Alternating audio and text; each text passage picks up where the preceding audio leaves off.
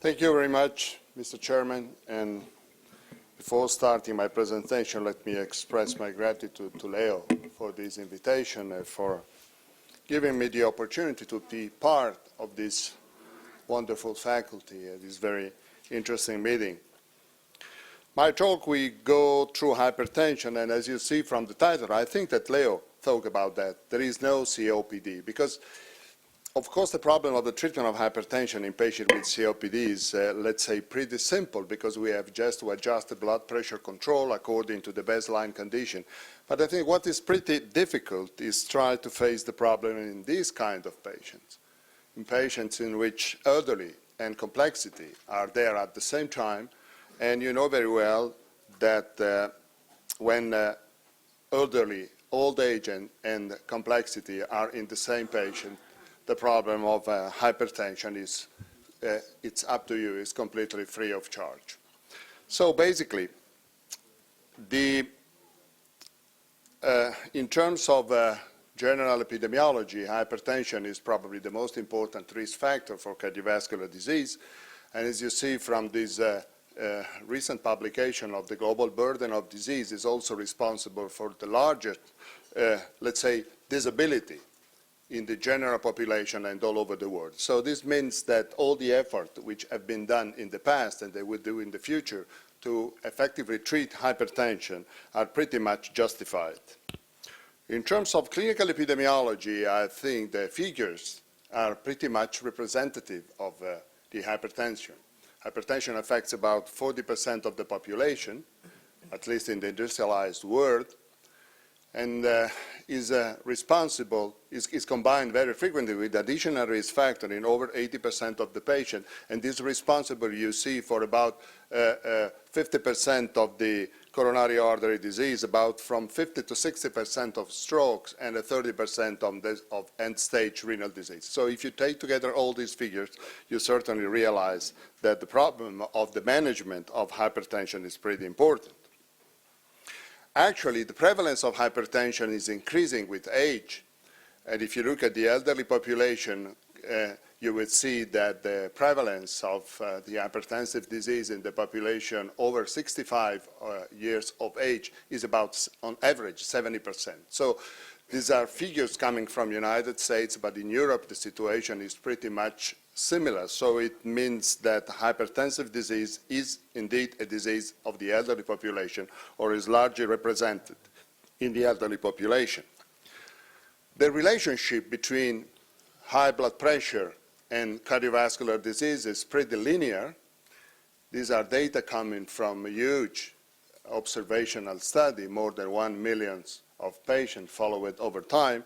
And you would see that if you talk about the general population and the relationship between hypertension and the general population, there is a strong and close relationship between the increase in blood pressure values, either systolic or diastolic blood pressure, and the incidence of coronary artery disease and stroke. And what is pretty important from this review of data is the fact that the same is true for the elderly population. And again, this data seems to suggest the importance of treating hypertension regardless of the age of the population. Which one is the solution? It's pretty simple. Everybody of you who is practicing medicine is doing every day. You have to reduce blood pressure. And when you reduce blood pressure of a certain amount, you would get some benefit. This, again, is a very huge meta-analysis of data, more than 180 trials. At the same time, they would see that for 10 millimeters of reduction of systolic blood pressure and 5 millimeters of reduction of diastolic blood pressure, what you can achieve is a reduction of about 1/4 of the incidence of coronary artery disease, about from 30 to 40% in the incidence of stroke. And this is true also in the elderly population. There are no doubts. I think this has been clearly demonstrated by this very nice meta-analysis published on the BMJ. I would say so many years ago, and the problem is that this meta-analysis was focused on the people that was called elderly people at that time, people of the age over 65. Now I think that to be over 65 is to be, let's say, pretty young. And I think that is not certainly in the elderly range, but if you consider that this was the elderly people, the elderly population at that time, you would see that the benefit of blood pressure decrease was exactly the same in the elderly and in the younger population. So basically, we have some evidence that the reducing blood pressure is beneficial, again, regardless of the age of the patients.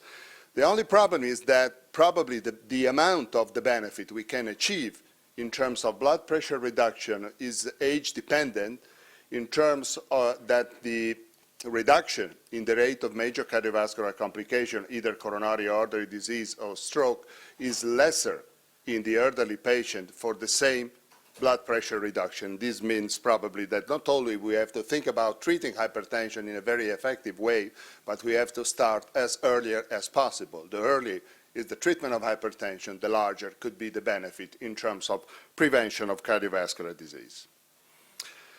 Of course, the benefit of treating hypertension has been extended also to the very old elderly hypertensive population, which means patients over the age of 80. And I think probably this is one of the most convincing trials supporting the treatment of hypertension in the elderly patients, is the HYPERTENSION trial, in which the antihypertensive treatment based on ACE inhibitors and a peculiar diuretic like indapamide was used in this particular population of patients. And you would see the blood pressure decrease was pretty much significant, of course, more for systolic than diastolic blood pressure. It usually happens in the elderly population. And for this significant reduction in blood pressure, there was a significant decrease in the rate, mainly in the rate of stroke, in the mortality for cardiovascular disease, and a huge reduction in the rate of congestive heart failure. That, again, suggested the importance of the antihypertensive treatment in the general hypertensive population. What about the target? Which target should be achieved in the elderly population treated with the antihypertensive treatment? I think that this nice review of many different trials, which was published on the reprisal of the guidelines in 2009, seems to suggest very clearly that hypertension should be reduced, but probably not so much as the guidelines were used to say. For all of you that don't know, this picture, this representation from the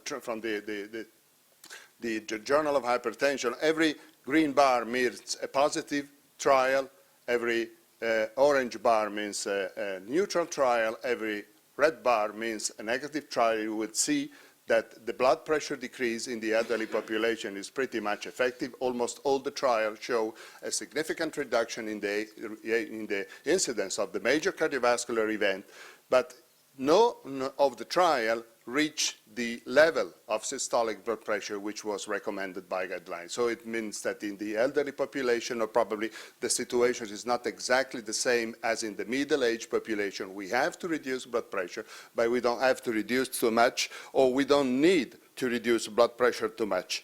This was, of course, pretty much endorsed by the guidelines which have been published by the European Society of Hypertension and the European Society of Cardiology that clearly suggest that almost all the patients should be treated to achieve systolic blood pressure below 140 millimeters of mercury, but they also give some suggestions on how to treat hypertension in the elderly population. Basically, the general recommendation is to treat the patient with by bringing the blood pressure values between 150 and 140, so a little bit higher when compared to the middle-aged population. The only exception are patients in very fit condition, like the patient in the HYPERTENSION trial, in which probably the systolic blood pressure can be reduced below 140. What is of course, in some way difficult to manage, which are the complex patients, are not exactly defined in this specific guideline. And as you would see in this part of the trial, there is written everything for the fit patient, but for the fragile elderly population, which is the population of patients with hypertension and high complexity, which is a large population, a large represented population among the hypertensive patient, the guidelines said that these patients should be treated, try to adapt the evidence we have through individual tolerability, which means it's up to you. You have to manage. You are a doctor, so you have decided to do this job and do this job in your patient, nothing more. So basically, I think that when we talk about the ideal elderly hypertensive patient, we have a lot of evidence and we have a lot of suggestions on how to manage this patient. When we are going to move to a patient in the complexity area, and particularly the elderly patient in the complexity area, the situation is pretty much difficult. Very recently, the situation has been even more confused by, let's say, the eruption of the results of the SPRINT trial, a trial in which a population of hypertensive patients has been randomized to a target treatment of 140 or to a target treatment of 120 millimeters of mercury, try to understand if the more aggressive blood pressure control was pretty much better. And the conclusion was that in the, let's say, high-risk elderly hypertensive population, a more aggressive treatment would be pretty much better. But I think that all the conclusion of the SPRINT trial went overboard, because first of all, the population of elderly patients in the trial was the 28%. So it means that the 72% of the population were not patients in the elderly age, or they were less than 75 years of age. And another very important thing is that most of the benefit observed with the more aggressive treatment was in patients without target organ damage, for example, without chronic kidney disease, in patients without previous cardiovascular disease, and in patients that at baseline had systolic blood pressure below 130 millimeters of mercury. So it means those fit patients, which has been already enrolled in the HYPERTENSION trial. So we know very well that you have a fitting elderly, probably you are able to tolerate a reduction in blood pressure. But the problem are all the other patients which were absolutely outside the population of subjects treated in the SPRINT trial. So basically, taking together all these strong evidence, which is the, let's say, the baseline evidence on which we are going to treat the hypertension in the elderly population, how much of this general evidence on hypertension can be translated to the complex elderly hypertensive patient? Unfortunately, not too much, and for many different reasons. The first one is the comorbidity. You know, in the elderly population, the prevalence of comorbidity is pretty high, and according to this nice review of the situation, the proportion of elderly people that have 2 or more comorbidities is over 40%, or in the complex over 70% when compared to the younger population. And this is, I think, is a very important problem, because when you treat this patient, of course, you don't have to take care only of their blood pressure values, but the effect that blood pressure values have in terms of management of comorbidities.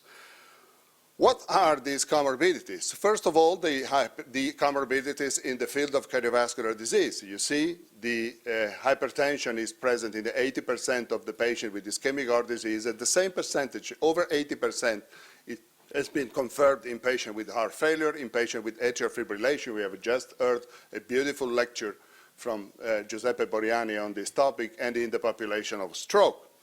Of course, hypertension is pretty much represented even in patients with COPD. And I think it's pretty interesting.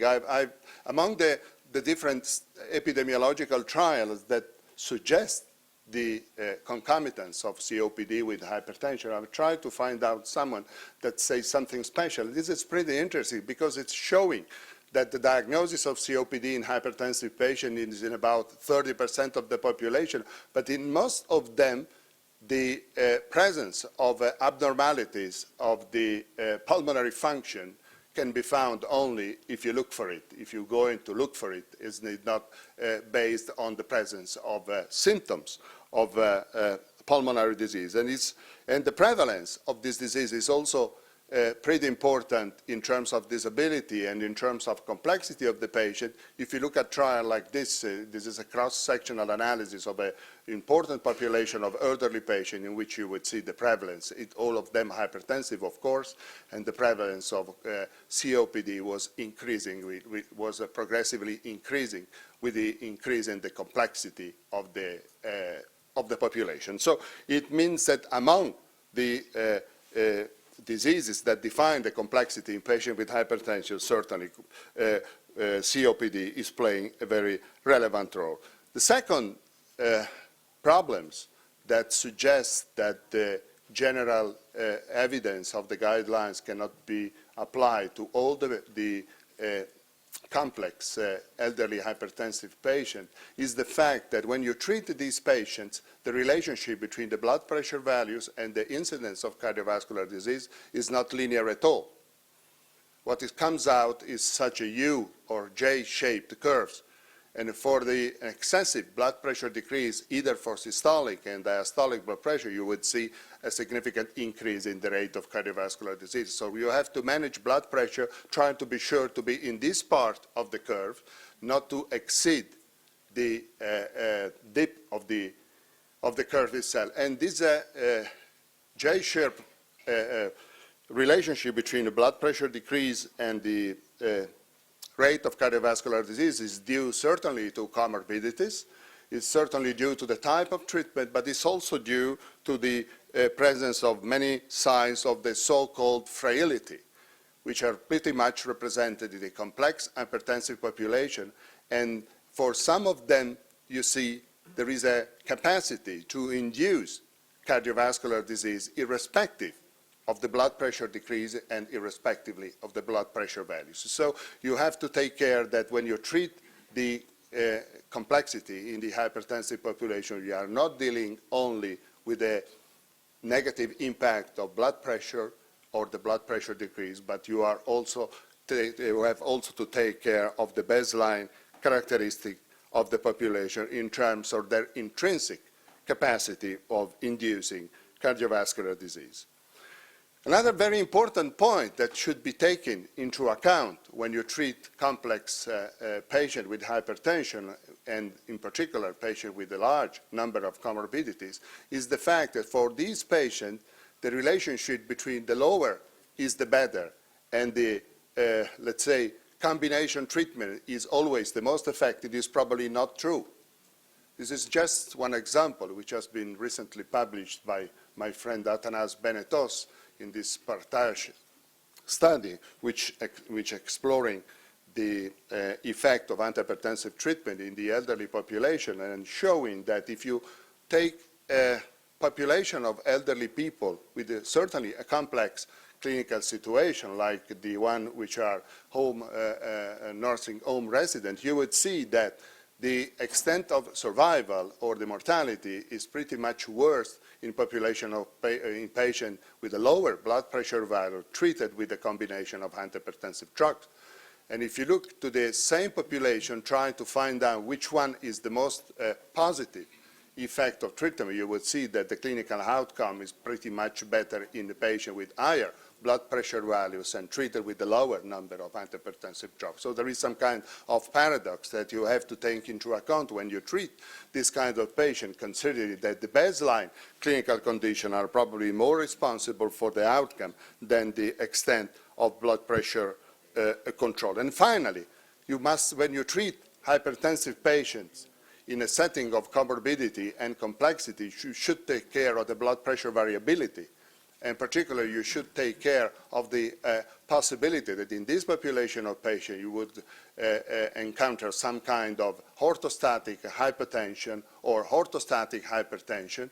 In one case, probably is the problem of the extracellular volume handling. In the other case, the problem is the stiffness of the arterial wall. But both these particular conditions are associated, as you would see, with a significant decrease in their survival rate, which means, of course, that when you treat this patient, you don't have only to take care of the blood pressure values, but also of the spontaneous variability of the blood pressure values when you are going to achieve the final result. So, considering that we have a baseline situation, which is pretty much summarized by guidelines, and on the other side, we have, let's say, some negative impact and influence from complexity, how we can treat the complex elderly hypertensive patient. Even in this case, we have no specific suggestion, and I'm going back to the guidelines. Of course, the guidelines suggest that in the elderly population, you have to treat the patient by reducing blood pressure to below 140 and 50 millimeters of mercury. And the other suggestion that I think can be applied not only to the uncomplicated patient, but also to the patient with concomitant disease, including COPD, are that probably in the elderly population, the drugs which have been reported to be most effective are the diuretics and the calcium channel blocker, in particular in patients with isolated systolic hypertension, but most of the trials in elderly population have been carried out with this kind of drug. And of course, I would like to add a primary role for a drug inhibiting the renin-angiotensin system, and in particular, the angiotensin converting enzyme inhibitors. But again, when you move to the frail elderly patient, which are the patient in which the complexity is the most important problem, you see the decision on antihypertensive therapy should be left to the treating physician and based on monitoring the clinical effect of treatment. Again, it's up to you. You are a doctor. Take care of your patient. And this is typical of all the different situations, the complex situation in which hypertension is combined with a strong comorbidity. So basically, if you look at the guidelines, in terms of compelling indication, you would see that we have some specific indication for concomitant diseases, but again, like it's happened for the congestive heart failure, what was pointed out by Claudio Cecconi in his lecture, there is no suggestion for the treatment of hypertension complicated by COPD.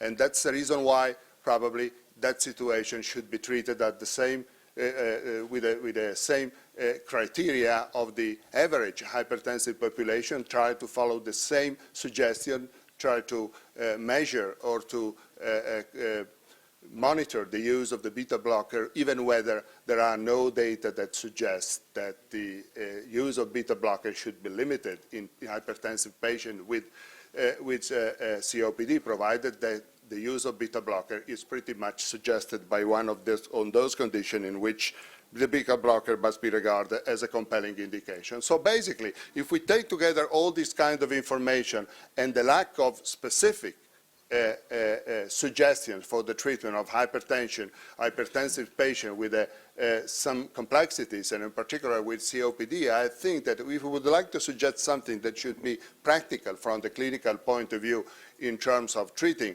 complex elderly hypertensive patients, probably our personal experience seems to be much, much better than reading guidelines. And this is my final slide. I would like to suggest some general rules that I think should be applied every time we are going to treat a patient where hypertension is combined with a clinical complexity or with a strong and clinically important comorbidity. First of all, you have to consider the blood pressure in the context of the general clinical condition, not just considering the blood pressure values outside any other concomitant disease. The second, you have to consider the presence of comorbidities, which are cardiovascular comorbidities or not cardiovascular comorbidities, and because all the management of this particular situation deserve very frequently concomitant drug treatment that should be considered in terms of interaction with the antihypertensive treatment. The third point is try to consider blood pressure variability, in particular in the elderly population. We have spontaneous variability of blood pressure values that can affect the clinical outcome, and then consider the blood pressure changes in the spontaneous blood pressure changes. I've just tried to show you how dangerous can be orthostatic hypotension or orthostatic hypertension. From the pharmacological point of view, I think the best we can do is try to begin with the low doses of the drug and going to increase carefully according to the clinical response of the patient, and we should try to adjust the dose according to the blood pressure decrease and the onset of symptoms of hypertension that frequently can be detected very early in the treatment of hypertension. We should consider that the From the pharmacological point of view, in the elderly patient, in particular in elderly patient with a complex clinical condition, there is a change in the pharmacological profile of antihypertensive drugs because of interaction or because of the kinetics of the drugs. And finally, I think that is probably the last suggestion, manage the patient blood pressure as a tool. Try to improve the condition of the patient and not as a phenotype, as a numerical target of your activity. If you take together all these very simple suggestions, probably you would be able to treat hypertension in this population of patients, try to improve in their clinical prognosis without causing any additional problem. Thank you very much for your kind attention. Thank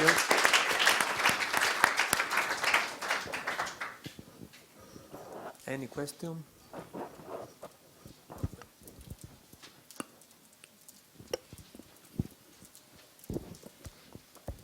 Thank you for your speech.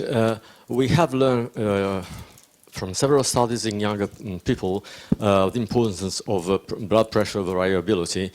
Do you think that it would be a useful tool in the elderly, as far as the JCOFS is concerned, to use the 24-hour blood pressure monitoring just to study the trough-to-peak ratio and the smoothness effect?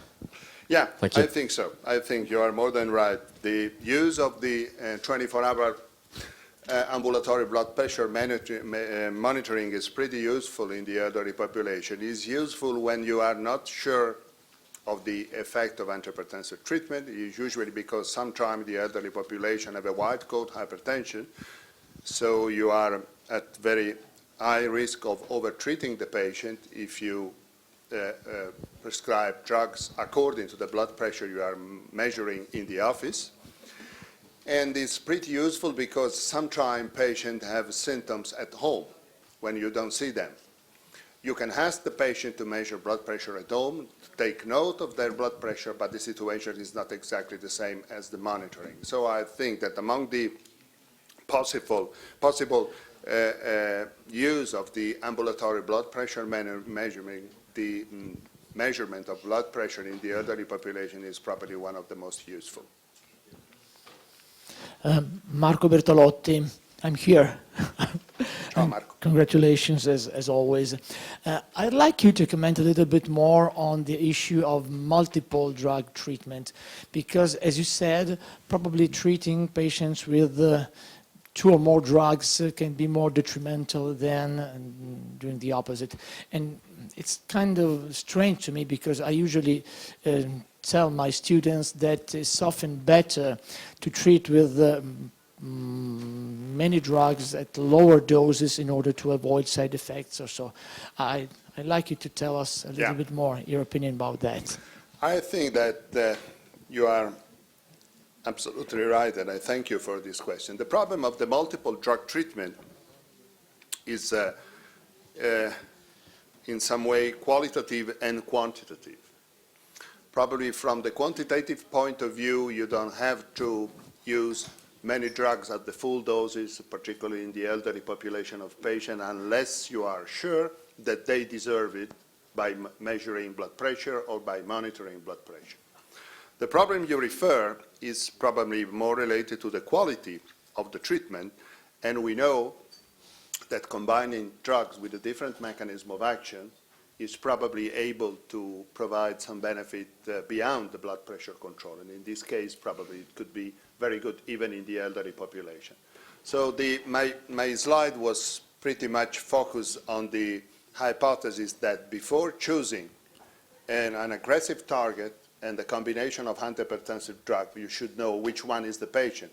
Is the same conclusion that was put forward by Beppe Boriani in his presentation. You must know the patient, and if you know the patient, probably you can try to follow the same strategy as in the middle-aged hypertensive population. But if you don't know the patient, you don't know which one is the answer. Probably going through the same pathway, which means reach the same target and using the combination of antihypertensive drug as suggested by guidelines, it could be too much. Ask you a very short question, please. Sure. Thank you very much for this clear and practical presentation. In my practice, I still see many old patients that take aspirin. even if there is no clear evidence of an ischemic heart disease or other vascular, let's say, carotid peripheral artery disease. Is that something that we should consider in old patients with hypertension that perhaps has other risk factors or difficult to treat, to control hypertension, or we should just forget about it? The question is intriguing, and I think it's very important, and I think it's probably too late to go into this problem very deeply. So I will try to give you my very short point of view. I think that aspirin should be used in every patient who has a very high cardiovascular risk. I think that the relationship between the risk of bleeding and the benefit in the terms of prevention of cardiovascular disease is about 15% of risk of event over 10 years according to the Framingham algorithm. So I think that most of the elderly patients probably fall into this amount of risk. The problem is that in this particular population of patients, the aspirin should be used only after you have improved and they achieve a satisfactory blood pressure control, because hypertension per se is a condition which is associated with an increased risk of bleeding, particularly in the elderly hypertensive population. So if you have a patient who has a sufficient cardiovascular risk, even in primary prevention, and in which you have already achieved a satisfactory blood pressure control, there are some data that seems to suggest that aspirin can work very well, even whether the interpretation of the role of aspirin in primary prevention is always something which is pretty much slippery. Thank you very much, Claudio. I very much enjoy this last slide, but the final question is, from your review of the literature, and from what I understand from my review of the literature, there is no specific concern to treat the patient with COPD in its spectrum. Thank you. And that's the message. Personally, I've interpreted your title considering that there was the concept behind, because in the session, every lecture was based on COPD except the one for hypertension. So it means that we don't have any limitation for the treatment of hypertension. We can use every kind of drugs. The problem is that reduced blood pressure, because, of course, there is an excess in cardiovascular risk in patients with COPD, and some of these excess, of course, can be reduced by controlling blood pressure, according to the same strategies which has been put forward in the average hypertensive population. I quote you, so you get legal responsibility, because I write this section for the guidelines. But I take your recommendation because, in fact, hypertension is the most frequent concomitant in cardiovascular disease in patients with COPD. Actually, there are no contraindications except the average contraindication to the use of beta blockers, which are exactly the same that should be applied to every condition, not, of course, to hypertension. Thank you very much.